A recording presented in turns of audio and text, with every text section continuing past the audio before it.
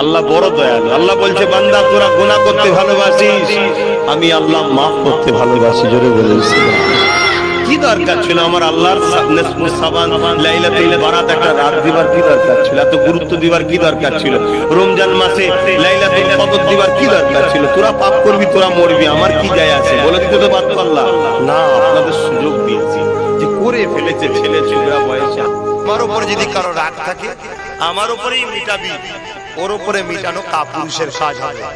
মার যদি হও, পালোয়ান যদি হও, মায়ের দুধ খেয়ে যদি পয়দা হও, আর লাট্টু জিল খাওয়া হলে আলাদা কথা। মোকাবেলা আমার সাথে করো। ওইরকম নিরীহ লোকের সঙ্গে মোকাবেলা করে মস্তান নিজেকে ভেবনি।